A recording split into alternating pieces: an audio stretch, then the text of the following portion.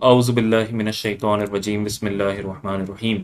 آج 11 رمضان المبارک کی سحری کے ساتھ میں ایک مرتبہ پھر ایک شارٹ ویڈیو کے ساتھ حاضر ہوں۔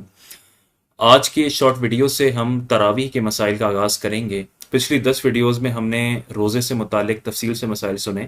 اس ویڈیو میں ہم تراویح کا آغاز کرتے ہیں۔ تراویح کا ثبوت بہت سی احادیث کریمہ سے ہے۔ ایک حدیث پاک میں آپ کے سامنے بیان کرتا ہوں۔ یہ صحیح مسلم میں ہے، باب الترغیب فی قیام رمضان وہو التراویح۔ اس میں حدیث پاک ہے کہ حضرت ابو ہریرہ رضی اللہ تعالی عنہ سے مروی ہے کہ آپ فرماتے ہیں کہ رسول اللہ صلی اللہ علیہ وسلم بغیر کسی سخت حکم کے اپنے اصحاب کو رمضان میں قیام کی ترغیب دیا کرتے تھے۔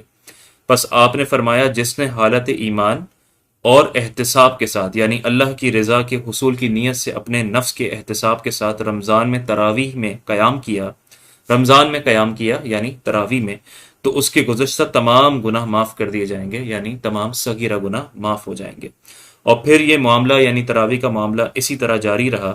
رسول اللہ کا وصال ظاہری ہو گیا، پھر خلافت صدیق اکبر رضی اللہ تعالی عنہ میں بھی یہ معاملہ اسی طرح جاری رہا، اور حضرت عمر رضی اللہ تعالی عنہ کی خلافت کے ابتدائی دور میں بھی اسی طرح یہ تراویح کا معاملہ موجود تھا۔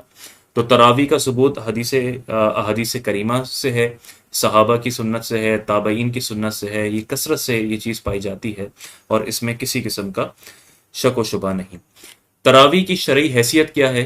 شرعی حیثیت جب ہم کہتے ہیں کہ اس چیز کی شرعی حیثیت کیا ہے، تو اس سے مراد یہ ہوتا ہے کہ یہ فرض ہے، یہ واجب ہے، یہ سنت ہے، یا یہ حرام ہے، یا یہ مکروہ تحریمی ہے۔ تو تراویح جو ہے وہ رمضان الکریم کی ہر رات میں ہر بالغ مرد اور عورت پر 20 رکعت نماز تراویح، یہ سنت مؤکدہ ہے۔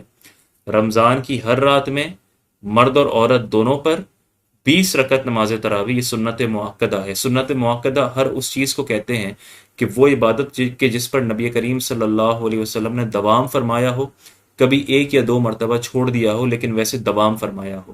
اور اس کا حکم یہ ہوتا ہے کہ اگر اسے ایک یا دو مرتبہ بغیر عذر کے چھوڑا جائے تو یہ انسان گناہ گار نہیں ہوتا، لیکن شریعت کی طرف سے ناپسندیدگی ہے۔ لیکن اگر اسے چھوڑنے کی عادت بنا لی جائے تو پھر انسان جو ہے وہ گناہ گار ہوتا ہے۔ تو یہاں سے ہمیں پتہ چلا کہ تراویح جو ہے مرد اور عورت، اور رمضان کی ہر رات میں 20 رکعت تراویح، یہ سنت مؤکدہ ہے۔ اب اس کی جماعت کا کیا حکم ہے؟ تو اس کی جماعت کا حکم ہے سنت مؤکدہ علی الکفایہ۔ علی الکفایہ کا مطلب یہ ہوتا ہے کہ ایک محلے میں اگر چند لوگوں نے بھی وہ چیز کر لی تو پورے محلے کی طرف سے حق ادا ہو گیا۔ تو اگر ایک محلے کی مسجد میں جماعت ہو گئی، یا ایک محلے کے کسی گھر میں تراویح کی جماعت ہو گئی، تو پورے محلے کی طرف سے جماعت کا حکم جو ہے وہ ساقط ہو گیا، وہ جماعت کی ادائیگی ہو گئی۔ اور اس سے یہ پتہ چلا کہ اگر ایک جماعت ایک محلے میں ہو جائے، اس کے بعد ہر ایک کے لیے آپشنل ہے، چاہے تو وہ جماعت سے تراویح پڑھے، چاہے تو وہ گھر میں تراویح پڑھ لے۔ اسی طرح ایک سوال یہ کیا جاتا ہے کہ کیا ختم قرآن ہونا ضروری ہے؟ ایسا بالکل ضروری نہیں ہے۔ آپ بہتر یہ ہے، مستحب یہ ہے کہ آپ ایسے مقام پر تراویح پڑھیں کہ جس میں آپ ایک مکمل قرآن سن لیں، لیکن یہ کوئی لازم و ضروری نہیں ہے۔ تو یہاں سے ہمیں یہ پتہ چلا کہ بعض لوگ جو خاص طور پر کاروباری حضرات جو 7 دن 10 دن تراویح پڑھتے ہیں، قرآن مکمل کرتے ہیں، اور وہ یہ سمجھتے ہیں کہ تراویح کا حق ادا ہو گیا، تو اصل قرآن کو مکمل سننا نہیں تھا، بلکہ اصل تو 20 رکعت تراویح ادا کرنا تھا، چاہے آپ وہ جماعت سے ادا کرتے، یا چاہے آپ وہ گھر پہ ادا کرتے، چاہے آپ اس میں مکمل قرآن سنتے، یا آپ اس میں جو آپ کو صورتیں یاد ہیں صرف ان کو پڑھ کے آپ تراویح پڑھ لیتے۔ لیکن اصل سنت مؤکدہ یہ ہے کہ 20 رکعت میں قیام کیا جائے۔ تو یہ چند احکام تھے تراویح کے بنیادی احکام۔ انشاءاللہ اگلی ویڈیوز میں ہم تراویح کے کچھ دیگر مسائل بھی سنیں گے، مثلا خواتین کا مسجد میں جا کر تراویح ادا کرنا، یا گھر میں تراویح کی جماعت کروانا۔